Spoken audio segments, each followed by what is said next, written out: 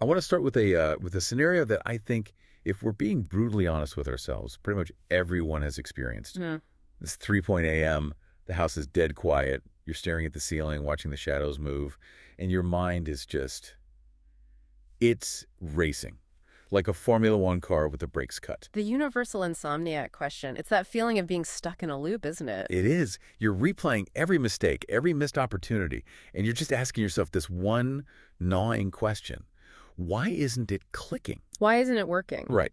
Why is it so hard to just change? Because, I mean, let's face it, we live in the era of The Secret, right? We are absolutely saturated with manifestation, the law of attraction, quantum jumping, reality shifting. Oh, it's everywhere. It's on TikTok. It's in the bestseller lists. It's probably in your fortune cookie. We're told constantly that if we just visualize the check in the mail or visualize the perfect partner and we vibrate at the right frequency. Yeah. And I still don't know what that actually means. Right. What does it mean? The universe is supposed to just, I don't know, FedEx our dreams right to the doorstep. It's the ordering from the cosmic menu approach to life. And it's so appealing. It's incredibly appealing because it suggests that the only thing standing between you and, your dream life is a mood board and a lack of positive thoughts. Exactly. It supposedly democratizes success. It tells you you are the god of your own reality. And if you just think hard enough, the clay of the universe will just mold itself to your will. And it sells the ultimate fantasy. Yeah. Control.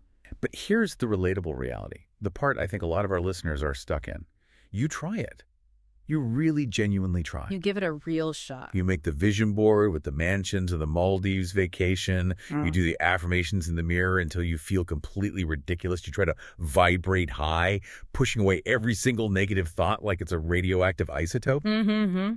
That constant monitoring of your own thoughts, it's exhausting. It's exhausting. You force yourself to smile. You force yourself to feel wealthy when your bank account is overdrawn, and nothing happens. Or, and this is maybe even worse, you get the thing. Oh, yeah. You manifest the job or the relationship. You force that reality into existence through sheer willpower. And it's a disaster. It burns you out, or it's toxic, or it just feels completely empty. Yes, exactly. You feel like there's this invisible, heavy anchor just holding you back, no matter how much you try to inflate your mental balloons. That's a great way to put it. You're doing all the spiritual work, but you feel heavier than you did when you started. You feel like you're fighting against yourself. And that feeling of weight, that heaviness, is actually the central pivot of what we're covering today. It's not just frustration. Dr. Khaled Waleed would say it's a diagnostic symptom. Okay. And it marks the difference between trying to, let's say, hack reality with a cheat code and actually engineering it from the ground up. And that brings us to the massive stack of sources we are diving into. We are looking at the work of Dr. Khaled Waleed. And I have to say, right off the bat, this is not your typical self-help guru material. Not at all. There are no 5 steps to a better you here. This is heavy, dense theological stuff.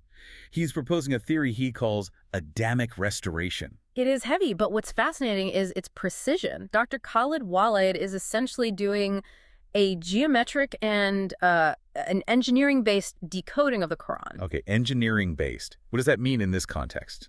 Well, he's not approaching it in a traditional religious sense where he's just preaching morality. He's looking at the text as if it's a technical manual for human design. A blueprint. Exactly, a blueprint. He's treating the verses like lines of code or architectural plans. He's asking, how is the human machine actually built? And more importantly, why is it malfunctioning so badly? Right. And the hook for me, the thing that made me stop and say, okay, I absolutely have to talk about this, was this really radical idea. Dr. Waleed argues that what we call manifestation or magic, the first law of magic, thoughts becoming things, is actually a materialistic attempt to copy a much deeper, ancient divine mechanism. A cargo cult. A cargo cult. That's the perfect term. We're mimicking the movements, the visualization, the desire, but we've lost the actual engine that makes it work. And he goes even further than that. He suggests that the first law of magic is a shadow, a distorted reflection of a specific Quranic mechanism involving azm, which translates roughly to determination, and rabba, or desire.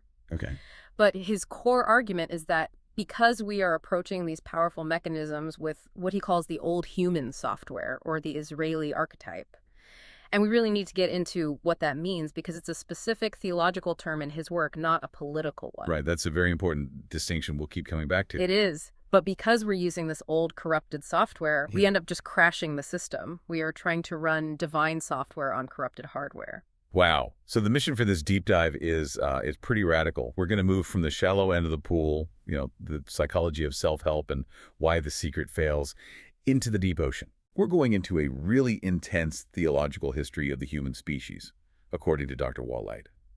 We're going to look at why he thinks we are essentially a hybrid species fighting a civil war inside our own heads. Yeah. And finally, we're going to talk about his practical guide on how to build a literal barrier inside your own psychology against the chaos of the world. It is a manifesto of liberation, but it's not an easy one. It's not a quick fix. It requires us to completely redefine who we think we are. It forces the question, are we the old human trying to play God, or are we the Adamic successor trying to build a civilization? Okay, let's unpack this. We have to start with the status quo to really understand the contrast he's making. The source material outlines the first law of magic. For our listeners who, maybe haven't spent hours on spiritual TikTok or reading metaphysical blogs, can you give us the rundown? What's the promise here? What is this first law that Dr. Waleed is critiquing? The premise is seductive because it's so simple. The first law of magic, in essence, states that thoughts create reality. It's really the foundation of almost all New Age thought, from ancient Hermeticism all the way to modern prosperity gospel. Right. The mechanism that's usually proposed is vibrational. The idea is that your thoughts and your emotions, they're not just internal events locked inside your skull, they are broadcasts. They send out a signal of vibration or a frequency out into the quantum field or the universe. So you're like a radio tower. Exactly, you're a transmitter. And the universe, acting like a giant mirror or maybe a 3D printer, responds to that signal. So if you align your thought, for example, I want a new car, with the emotion, the feeling of joy, and ownership of driving that car, you attract it into your life. Right, like attracts like. If you emit a frequency of lack, you get more lack. If you emit a frequency of abundance, you get abundance. It seems logical enough on the surface. It empowers the individual. Precisely. It puts you in the driver's seat. And recently, this has evolved into something even more specific, something called quantum jumping. I've seen this everywhere. It's a huge trend. And the idea is that there isn't just one reality. There are infinite parallel realities existing simultaneously. In one reality, you're broke and single. But in another, right next door on the cosmic dial, you're a millionaire in a happy marriage. So you just have to change the channel. That's the idea. The practice of quantum jumping encourages you to shift your perspective and your energy to jump into the timeline where your goal is already achieved. You act as if you're already there, and supposedly your consciousness shifts onto that track. It sounds great. I mean, who wouldn't want to jump timelines? It's the ultimate shortcut. It's like finding a cheat code in a video game. It is. But, and this is the big but, the source material highlights the massive problem. It admits that most people fail. You can jump all you want in your head, but you wake up in the same bed with the same bank account. Mm-hmm. And the excuse from the gurus is always, oh, you had unconscious doubt, or you weren't vibrating high enough, you have a block. And that's the classic gaslighting of the New Age movement, isn't it? If it doesn't work, it's your fault for not believing hard enough. Right. It creates this horrible loop of anxiety where you're constantly monitoring your own thoughts. You're terrified that one negative thought is going to ruin your manifestation. But Dr. Khaled Waleed, he offers a completely different diagnosis, a structural diagnosis. Okay. He argues that unconscious doubt isn't the real problem. The problem isn't that you aren't trying hard enough. The problem is something he calls the Weiser. The Wiser, W-I-Z-E-R. This is a huge term in Dr. Waleed's theory. It translates roughly to burden, right? But it seems to mean a lot more than just, a heavy backpack you're carrying around. It's not just stress. No, not at all. Burden or heavy load is the literal translation from the Arabic, but Dr. Waleed defines it very, very specifically in this context. He describes the Weiser as a composite of confused thoughts, genetic heaviness, or distorted heritage. Genetic heaviness. What does that even mean? Just think of it like this. Your hardware, your physical and mental self, is trying to run a high-performance program manifestation, reality creation. But your operating system is full of malware, tracking cookies, and corrupted registry files from generations past. That malware, that's the Weiser. That is such a good analogy. Okay, so you're sitting there, you're visualizing your job, you're doing the work, you're trying to feel positive, but deep down, your genetic heaviness, maybe it's generational trauma, maybe it's false beliefs you've inherited about how the world works, maybe it's just the cynicism of your ancestors. It's running a background script, and that script is saying life is suffering, or you need to dominate others to be safe, or resources are scarce and you'll never have enough. Exactly. And Dr. Waleed's formula, his diagnosis, is stark, he says. You cannot manifest while carrying the wiser. It is a structural impossibility. It's not about trying harder. The machine is broken. The machine is corrupted, and if you try to use the first law of magic while you are loaded with these burdens, you don't manifest true reality. You manifest corruption or illusions. He calls them satanic wishes. Which is that's a terrifying phrase. It is. It implies that if you try to use power without purification, you don't just fail, you actively create monsters. You make things worse. It is terrifying, but it makes perfect logical sense within his framework. If your internal filter is distorted, your output will be distorted. You know, if you put dirty water into a high-pressure hose, you just spray dirt everywhere faster. Right. Dr. Waleed argues that true reality creation, which he connects to the Quranic phrase be and it is kun fayakun, is a divine grant. It is real power. But it only happens after two specific engineering processes are completed. Okay, what are they? First, placing the burden, which means removing the weezer, and second, expanding the chest. Expanding the chest. I love that imagery. It feels so physical. We usually talk about expanding the mind, but the chest feels more emotional, more visceral. It is meant to be felt. I mean, think about it. When you are anxious or carrying a burden, what happens physically? Your chest tightens, you can't breathe, you feel crushed. Exactly. Dr. Waleed contrasts this. If the wiser is the crushing weight on your back, expanding the chest is creating the capacity to breathe, to hold truth, to remain calm under immense pressure. The source contrasts this directly with the magic approach. Magic says, power up your thoughts, push harder, add more energy. Which just makes you more tired. Right. Dr. Waleed says, no, stop. First, clean your hard drive, place the burden, create the space. Only then can you even begin to build. Let's dig into the mechanics of this then, because the source material has this really interesting section comparing vibrations versus Dekar. Now, we hear about vibrations all the time. Good vibes only. Raise your vibration. It's become a cliche. But Dr. Waleed seems to think the universe is a bit more complex than a mood ring. He argues the universe doesn't actually care about your vibes. That's a harsh truth for the love and light crowd, isn't it? He argues that the universe does not respond to random vibrations or emotional fluctuations. My good mood doesn't stop gravity. Exactly. You can be incredibly happy and high vibe and still walk off a cliff, and gravity will pull you down every single time. The universe is a system of laws. It is mathematical. It is geometric. It doesn't respond to feelings. It responds to, in his words, Dekar. Now, Dekar is a word I think many people associate with religion. It's usually translated as remembrance, like chanting names of God using prayer beads. That's the common understanding, yes. But Dr. Waleed seems to be using it differently here. He's stripping away that ritualistic layer and looking at the functional layer. What is it actually doing? He is. He defines Dekar as a system of knowledge. It is a cognitive connection. It's not just chanting words into the void. It is about connecting your head, your individual consciousness, to the immutable laws of creation. So it's about understanding the system, not just shouting at it. Precisely. And he talks about this concept of raised Dekar. Raised Dekar. What does that mean? Is that like yelling louder? Is it a higher frequency? No, it's not about volume. It's about energetic, weight, and status. It's an upgrade in the hierarchy of command. He says that when a human being's internal knowledge aligns perfectly with divine law, when they have removed the wiser and they understand how things actually work, their Dekar is raised. It gains weight in the balance of reality. Can you give me an analogy for that? Sure. Think of a child yelling at a locked steel door. The child has a very high vibration, lots of emotion, lots of desire, maybe even tears, but the door doesn't budge. Then a locksmith comes along. The locksmith has the system of knowledge. The key. The key and the understanding of the lock's mechanism. The locksmith turns the key silently and the door opens. The child had the vibration. The locksmith had the raised Dekar. That clicks. That makes so much sense. Yeah. So the new age approach is like the child yelling, I want it, I want it, I want it. It's all high energy, but zero leverage. Exactly. And Dr. Waleed is saying, stop yelling.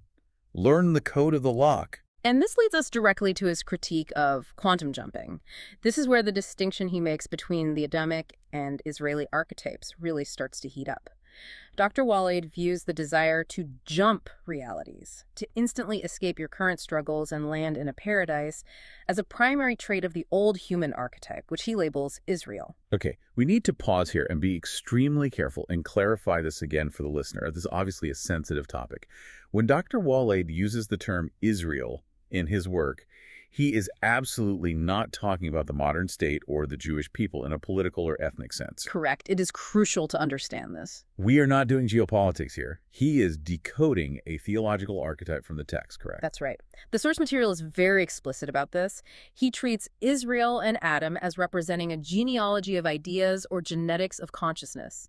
He defines the Israel archetype as the old human who seeks two things above all else: eternity and kingdom. Immortality and power. Immortality and power. They want to live forever and they want to own everything.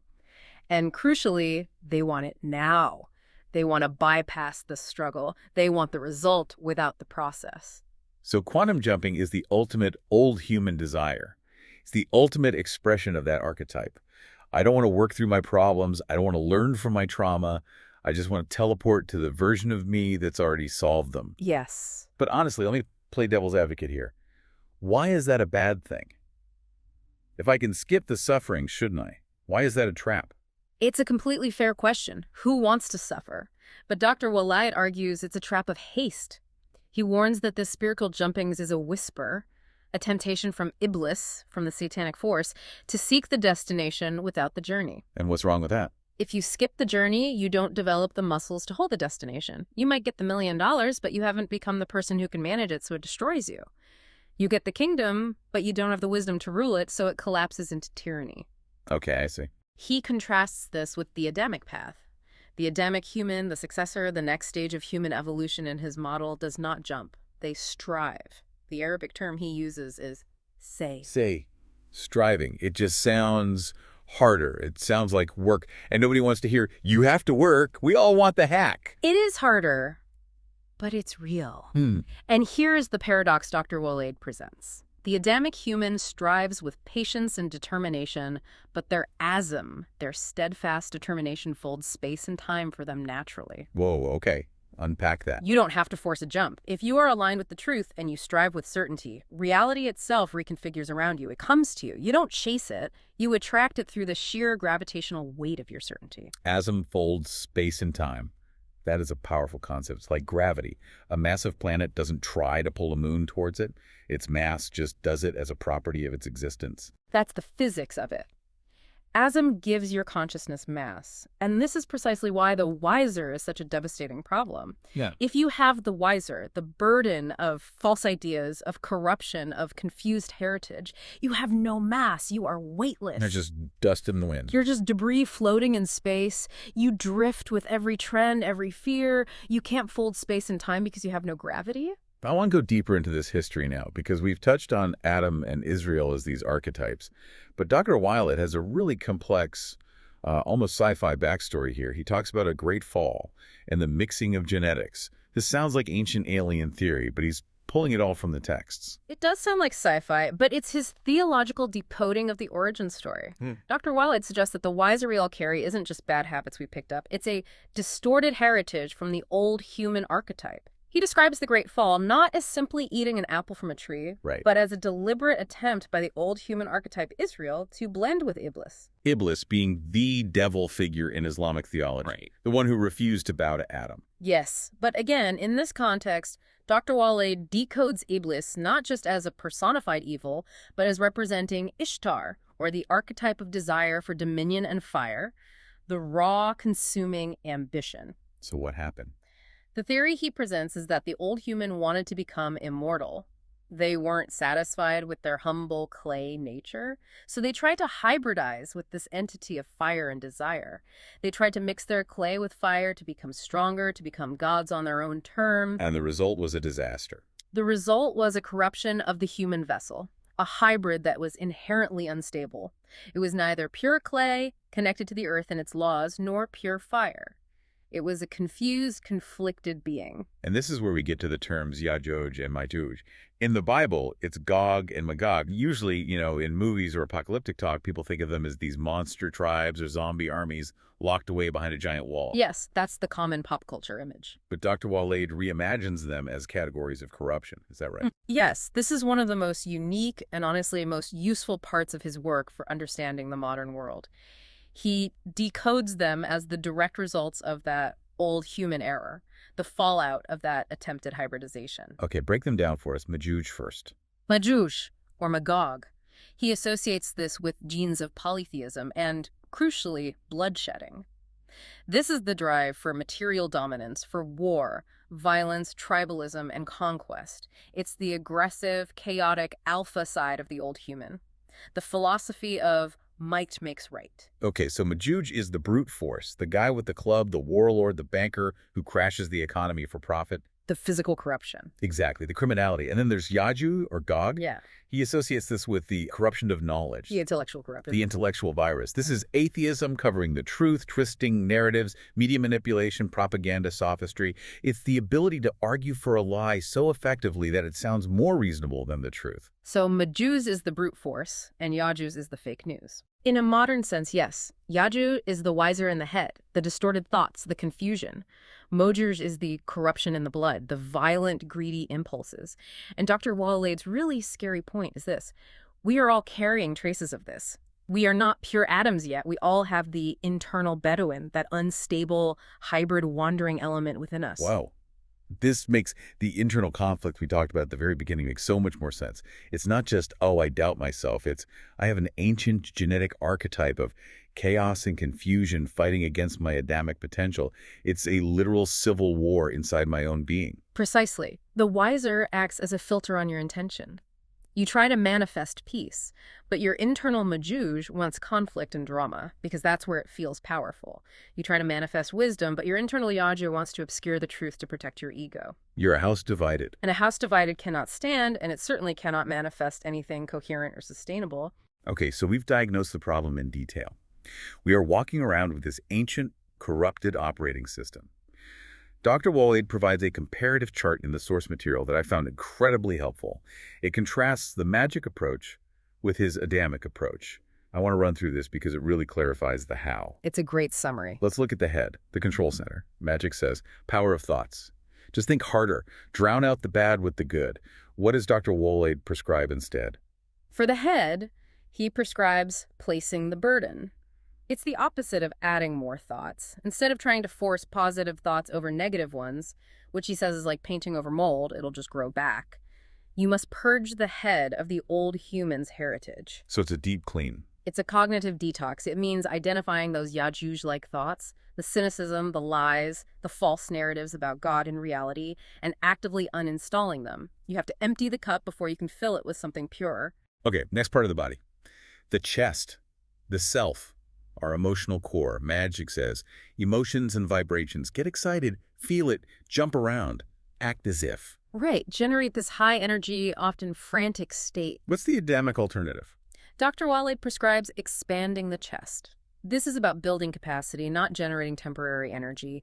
It's about finding and cultivating sakina, deep tranquility and stillness. It's not about high energy excitement, which is often unstable and crashes eventually. Like a sugar rush. Exactly. It's about a deep, resonant calm that allows you to handle the pressures of reality without breaking. It's the calm of the eye of the storm. If you want to hold real power, you need a stable container.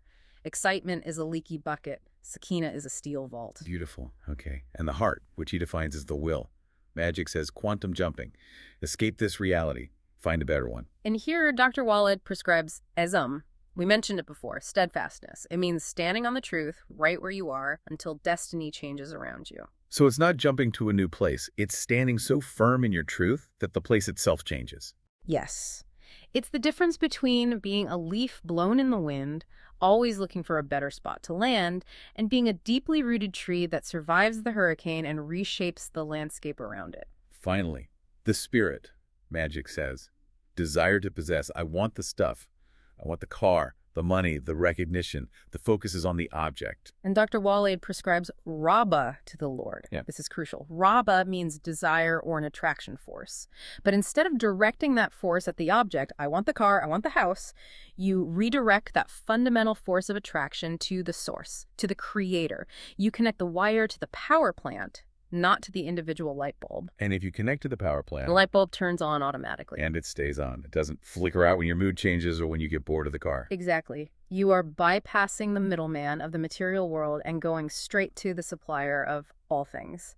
It's a much more efficient and stable system. This feels like a good transition to the actual solution. The source calls it the Manifesto of Adamic Liberation. It's a big title. Dr. Waleed breaks this down into actionable steps. I want to walk the listener through this because it's a very practical guide. Step 1 is cognitive diagnosis. Right. Know the enemy. This starts with recognizing that your constant anxiety, your distraction, that feeling of heaviness, it's not just modern life or too much caffeine.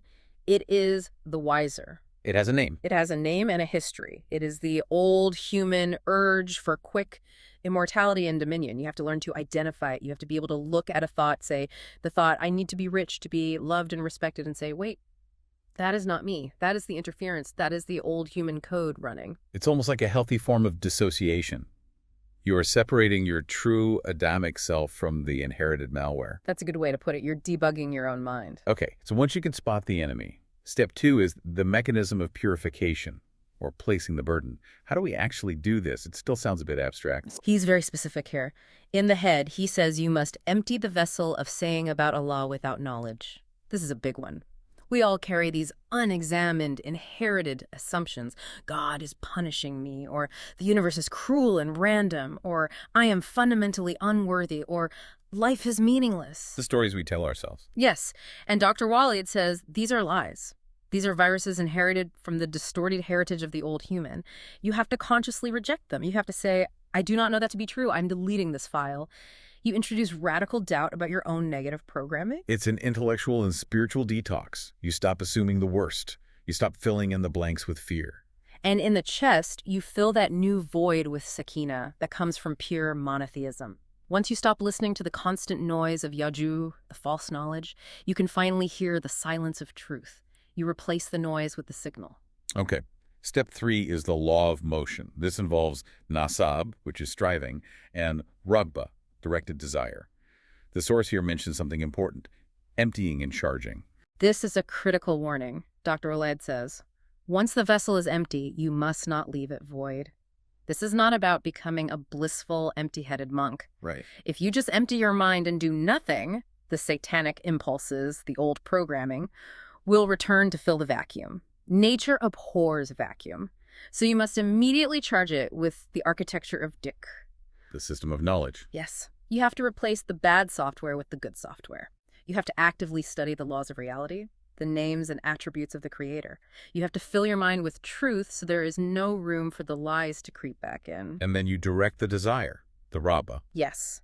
By channeling that fundamental attraction force solely to the one, you begin to create a reality that is Adamic, which he defines as pure, sustainable, and true.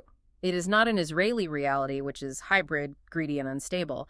An Adamic reality is built to last. He says it's the difference between building a casino and building a sanctuary. That's a great line from the text. Both take immense effort, but one feeds on chaos and desperation, and the other generates peace and tranquility. Step 4 is existential sorting. This sounds like the final exam, the big choice. It is. Dr. Waleed calls for loyalty and disavowal. He says you must consciously realize you are an Arabic Adamic human. Now, again, we have to define his terms. Arabic here is defined spiritually in the source as meaning clear or articulate from the root word mubin. So it's not an ethnicity, it's a quality of being. It's a quality of consciousness. It means being a being of clarity, able to perceive and express truth. And your mission, once you realize this, is to resist the internal Bedouin, that unstable part of you that shifts with the winds of opinion and desire, and to resist the external chaos of Yajuj, confusion, and Majuj, criminality. You have to pick a side in the war within yourself. So it's a constant battle of identity. Every day, every moment, you're asking, am I the clear, articulate successor? Or am I the confused, greedy old human? That is the daily choice. Every time you open your mouth to speak, every time you make a decision, you are casting a vote for one of those two identities. Now, I want to pivot to what I think is the most cinematic part of this whole deep dive. We've talked a lot about the internal work, but Dr. Waleed connects all of this to a massive overarching prophecy, the Ulu Kabir, the great loftiness, and the archetype of Dhul Qarnayn. He looks at verse 4 of the Night Journey, Surah al-Isra, and reinterprets it. This is where he really challenges the traditional, purely historical narrative. Usually people interpret this verse about corruption twice on the earth as referring to specific historical events involving the destruction of temples in Jerusalem or past wars. Right. Dr. Waleed looks at it and says, no, this is program. It's a recurring cycle of human history that repeats until it's resolved. He says corruption 1 is the dominance of Ya'juj, the distortion of truth, media, knowledge, and science. A time of total confusion. Sounds familiar. And corruption 2 is the dominance of Ma'juj, unrestrained bloodshed, material control, financial corruption, and tyranny. And the great loftiness, the Ulu Kabir, is the climax. It's the claim of the old human archetype to be superior to the Adamic lineage. It's the ultimate supremacy complex. I am better than you. It's the root of racism, of elitism, of every caste system. The idea that some humans are gods and others are just cattle. It is. It's the final assertion that the hybrid, the one who seeks power and immortality, the one who follows the path of Iblis, is better than the servant, the one who follows the path of law and Adam. It is the ego inflating until it threatens to burst the fabric of reality. And the solution presented in the text is the servants of great might. Who are they? Are they a literal army? Dr. Waleed says they are not just soldiers with guns. They are Adamic humans who have successfully placed the burden. They have cleared their heads of the false heritage. And the text says they probe through the homes. What does that mean? He interprets this metaphorically. They reveal the falsehood in the very foundations of the old human's knowledge. They go into the homes of these false ideas, the universities, the media conglomerates, the financial institutions, and they dismantle the lies from the inside out. So they're the deprogrammers. They're the ones who come with the truth and wake everyone else up. Exactly. They're the ones who restore the balance by reintroducing the truth into the corrupted system. And this leads us to the ultimate model of this Adamic human, Dhul Qarnayn. In the Quran, he's a great, just ruler who travels the world. But Dr. Waleed decodes his name, the possessor of two horns, as meaning the master of spirit and matter, or time and space. Yes. He is the archetype of the empowered Adamic human. He didn't just pray in a cave, he built. He engaged with the world. He had power, and he used it justly. And what did he build? He built a barrier, the Sad, to block Ya'juj and Ma'juj. This is the part that blew my mind, the engineering of this barrier. The source says he didn't use stone or bricks, which could be chipped away. He used iron and molten copper. Why those specific materials? Zubar al-Hadid, blocks of iron, and Kitr, molten copper. Dr. Waleed's decoding of this is beautiful. Iron, he says, represents solid laws or principles, the rigid, unbending structure of truth, the verses of the book. It is firm. Molten copper, on the other hand, represents liquid awareness or connection. It flows. It fills all the gaps. It adapts. It's the spiritual insight. So you need both. You need both. If you have just iron, just law, you are too rigid, you break, you become a tyrant or a fundamentalist. If you have just copper, just spirituality, you are too soft. You yield to everything. You become a doormat. To build a barrier that can actually stop chaos, you need the rigid structure of principles and the fluid connection of awareness poured between them to seal it. He used iron and copper to block the influence of Ya'juj, false knowledge, and Ma'juj, violence. Right. He sealed them off from the world. But here is the crisis point. The prophecy also says that barrier will be crushed, or Dhaka, and Dr. Waleed argues that we are living in the time of the open barrier. Meaning the chaos is loose, the seal is broken, the floodgates are open. Just look around. The confusion of information, Ya'juj, is total. Nobody knows what is true anymore. We have deepfakes, propaganda, bots, information warfare. It is Ya'juj unbound. And the rampant violence and greed Ma'juj are everywhere. The external wall is down. So what's the solution? Dr. Waleed's final takeaway is this. Since the external wall is down, every single individual must build an internal Dhul Qarnayn barrier. You can no longer rely on society or institutions to protect you from lies or violence. You have to use your own iron, your own principles, and your own copper, your own awareness to survive the flood. That is intense. It puts all the responsibilities squarely back on us. There is no wall coming to save us. We are the wall. We are the wall. And this brings us right back to where we started with manifestation. You cannot manifest a good life if your internal wall is breached.